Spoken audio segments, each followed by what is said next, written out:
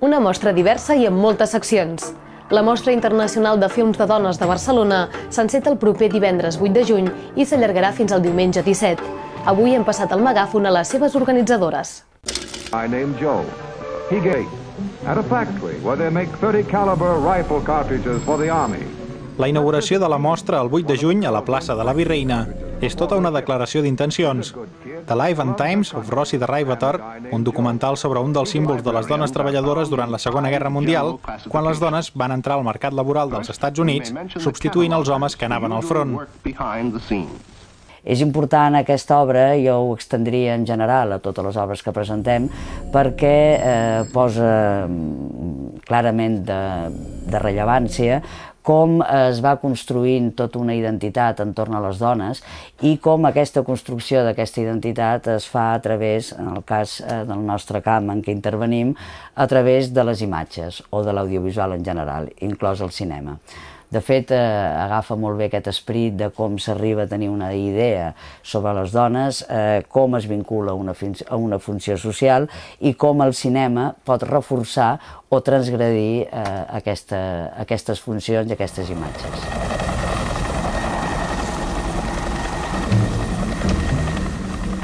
The Life and Times of Rosie the Riveter és un dels 5 títols que es projecten dins de la memòria de la mostra, la secció retrospectiva de produccions destacades d'aquests 15 anys. Precisament, una de les preguntes que ens ve al cap és com s'ho fan per tancar una programació tan interessant, extensa i diversa? Malauradament, les pel·lícules realitzades per dones no abunden als circuits comercials i tampoc n'hi trobem gaires als circuits de versió original. Bueno, clar, amb el temps que ja portem, amb aquestes 15 edicions, això és treball molt ben fet de tot l'equip, s'ha anat creant ja uns canals, uns circuits, ens arriben moltes pel·lícules i d'altres les anem a buscar o bé amb altres festivals de cinema realitzat per dones o bé amb festivals més generals, com evidentment Berlín, com pot ser també el festival de documentals, és a dir, és realment un treball d'anar triant, anar buscant i no sempre podem projectar les pel·lícules que nosaltres voldríem.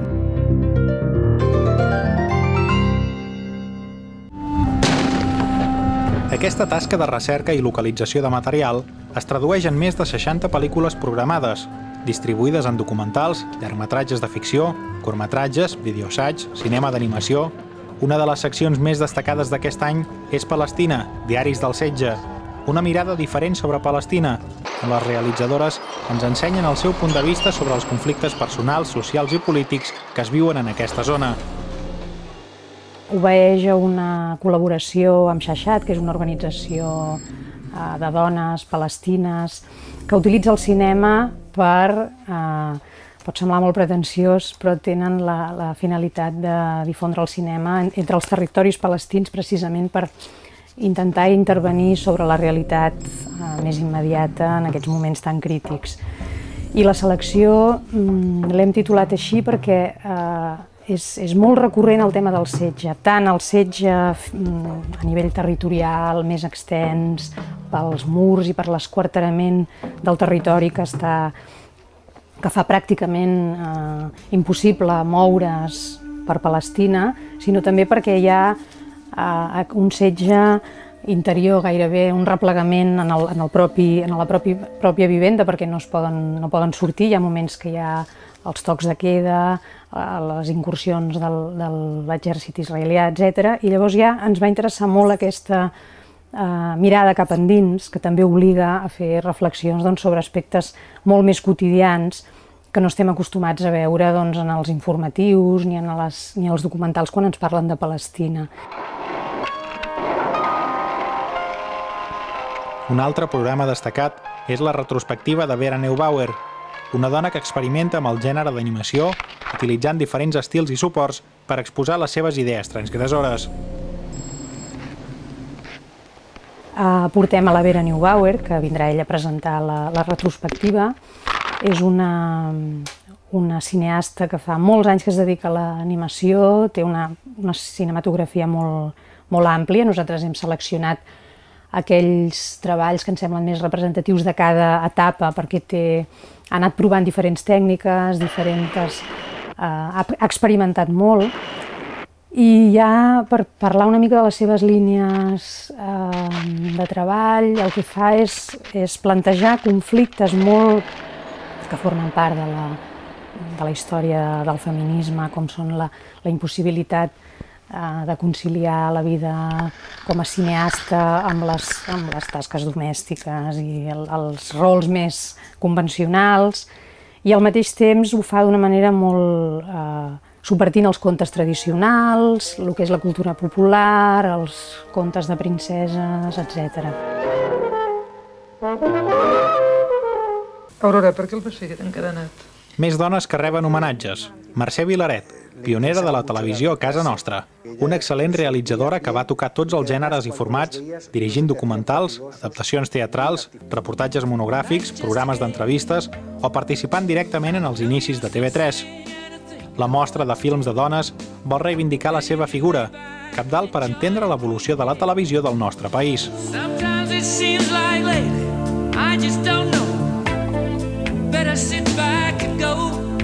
I aquí hi ha hagut un treball esplèndid d'investigació i de reflexió portat per Mercè Carbonell, realitzadora de TV3, que ha coordinat els actes entorn a Mercè Vilaret, convidant la gent que va treballar amb ella, que pot explicar quins eren aquests mètodes de treball que realment van crear quasi diria, com una manera de fer televisió que ojalà ara a les noves generacions puguin recuperar el seu esperit crític, i hi haurà aquesta taula rodona dels coetanis i una taula rodona on clarament en el temps actual s'explicitin els problemes que hi ha, quines dificultats hi ha, en aquest cas, per realitzar un determinat tipus de televisió com el que feia i buscava Mercè Vilaret.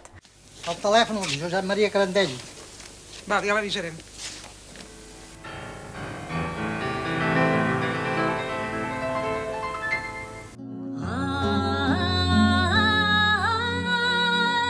Una altra de les seccions destacades de la mostra és Panorama Documentals. Aquí la Mercè ens va dir que hi havia 3 peces de visió obligada, 3 pel·lícules que expliquen versions paral·leles de la història oficial i que serveixen per reescriure aquesta història. Resistencia ens acosta al conflicte laboral iniciat el 1993, quan 232 treballadors d'una metal·lúrgia d'Astúries van ser acomiadats. Els homes i dones afectats han convertit les seves demandes en el conflicte laboral més llarg de la història europea. Queríamos que aquello se diera publicidad, porque incluso en Asturias se ponía, cuanto más tarde que se pusiera a nivel nacional. Reita és el relat de la vida de María de los Reyes Castillo i alhora el relat de la història de Cuba, des de l'esclavisme i la revolució. El seu testimoni, humil i sincer, explica molt més que molts documentals sobre la història del país. Yo me sentía cubano, pero me sentía defraudada. Diàlegs entre absents és un documental català, un treball d'investigació històrica sobre la Guerra Civil. L'estrenem nosaltres a la mostra en versió catalana, que també és a través de les cartes de la correspondència personal durant la Guerra Civil, també ofereix una visió bastant curiosa de com es vivia la guerra. I molt més cine, no acabaríem mai. La Mercè i l'Eva també van voler destacar les pel·lícules de ficció programades a la mostra, amb títols com Yes, la cinta inèdita de Sally Potter, o Come l'ombra, de Marina Espada. Els Curts en femení, una plataforma per conèixer noves realitzadores, sobretot de l'estat espanyol, i el Vídeo del minut, una original iniciativa que aquest any compta amb una col·laboració de luxe. El vídeo del minut aquest any també l'he de citar perquè ens fa molta gràcia que vingui la Rosa Vergés, que és una amiga de la mostra incondicional, i s'encarregarà de fer la selecció i de presentar l'acte. Recordeu que les projeccions es fan a la Filmoteca de Catalunya, a l'Avinguda de Sarrià, i també a l'espai Francesca Bonmaison, al carrer Sant Pere més baix. Els preus de les entrades no són cap excusa. 2,70 € a les sessions de la Filmo i entrada gratuïta a la Bonmaison. A més, hi ha abonaments de 10 i 50 entrades a 18 i 50 € respectivament. Més informació a http://mostra.dragmagic.cat. Ja.